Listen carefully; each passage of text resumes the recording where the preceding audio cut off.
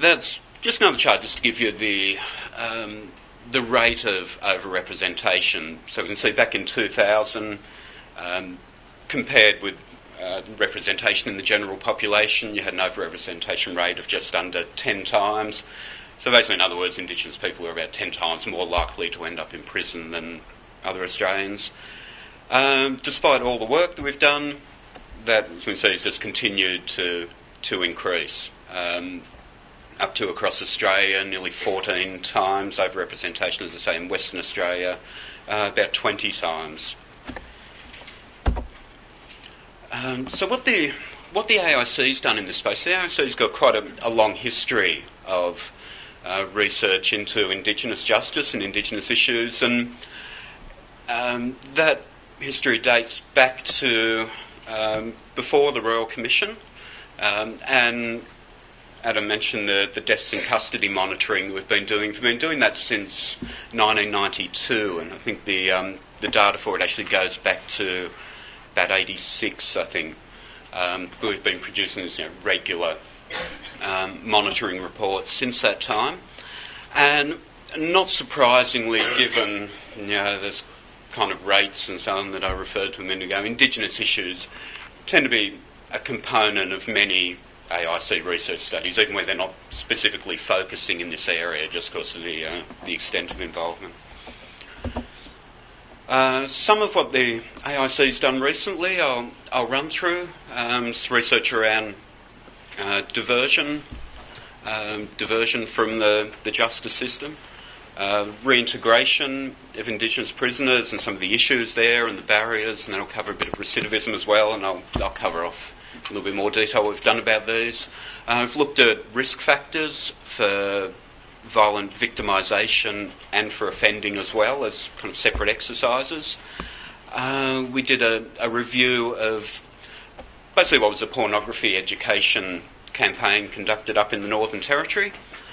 Some work on baseline mapping, which we've done for the Commonwealth Department of, take a deep breath, Families and Housing, Community Services and Indigenous Affairs, use FAXIA, and community safety as well. So I'll run through what we've done in those. First one I just want to cover off is work on diversion programs for Indigenous offenders. It's a study done by Jacqueline Judo Larson, who I think is talking later, looking at a review of the types of diversion programs that operated across Australia. Diversion programs mainly focus on drug offending, so that's where the focus was. And it was a particular focus in that on Indigenous involvement in diversion and access to diversion programs and some of the issues around access to those. One of the findings out of that was that, in a way not surprising, that Indigenous Australians who go through diversion programs tend to be more likely overall to re-offend after that program. And it's not surprising in a way, given there's a much, much higher recidivism rate for Indigenous people, which has a lot to do with, and I'll cover a bit more of this again, but simple fact of all those factors of disadvantage and all those kind of issues that contribute to offending.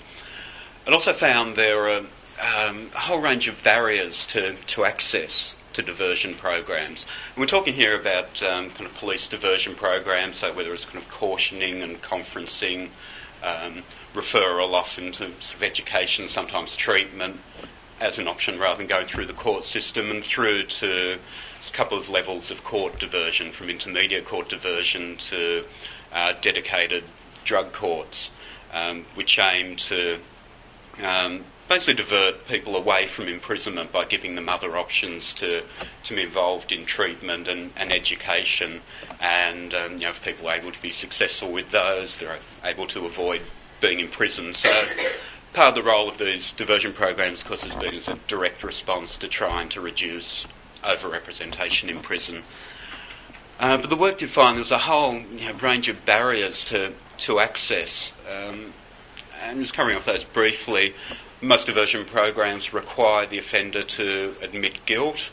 There was found to be a greater, in part, a greater reluctance of Indigenous people to admit guilt, and a lot of that was coming from advice that given by legal services not to admit guilt, and by not admitting guilt, they weren't able to gain access to a lot of the diversion programs. A lot of diversion programs, they all have eligibility criteria, and a lot of them restrict access for people who are on multiple charges, either at the time, so you might have some drug-related charges and other violence-related charges in with them, or if you've had previous convictions, particularly for offences of violence, but also previous convictions in some cases for more serious drug offences. Particular issues for Indigenous people, given so noted the extent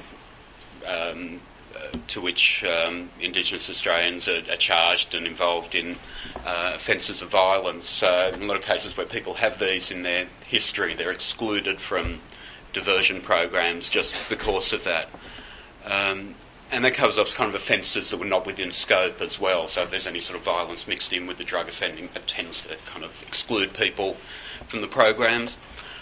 Also, the situation's changing a bit, but when this was done in 2008, there was a lot of the programs kind of focused on cannabis and heroin in particular, and some of the other drugs really didn't focus on and didn't provide access for people whose offences involve, say, inhalants, petrol sniffing and so on, which, as I said, is very much a decreasing issue in Indigenous communities, but had been a major issue during the period that this research covered, and is still an issue in some places. And a lot of them didn't really cover alcohol use as well, if alcohol was a contributor to the offending. So that tended to cut a lot of people out. And where there's a coexisting mental illness as well, a lot of the programs just didn't kind of cater for that in their eligibility. And again, because of the grief, loss and trauma and the sort of stress, life stress issues faced by Indigenous people, that again cut them out. So basically what it was saying was that in a lot of cases the diversion programs were excluding those people who most needed them. This was another report that was done. I'll just very briefly go back. I've kind of popped up the little covers of the AIC reports there, partly just to, it was a bit of an advertising thing, of course, and partly just to give you an understanding of the types of products we produce and what they look like. This is a little bit of our older look, I think, isn't it? Dylan kind of looks after all our typesetting, so this is sort of older corporate look for our research and public policy series. This is one of our Trends and Issues papers, which, kind of a shorter, snappier take on criminal justice. These are all available on our website. This was a report done on police diversion of young offenders, done up in Queensland, and this was one that was actually done by researchers from, I think, Griffith University, and possibly Queensland University as well, but definitely from Griffith University. So it's just a case where often external academics will also produce work that can be published through our series, and these are these and the previous series are all peer reviewed. So and so they basically found that Indigenous young people were much more likely to have contact with the criminal justice system, but in the scope of this research, less likely to be given cautions or involved in conferencing for their offences. So, in other words, less likely to get those, but more likely to end up with custodial sentences or fines and so on, but much more likely to actually go through the criminal justice system than be diverted from it. So, different time period, different population, same outcome essentially.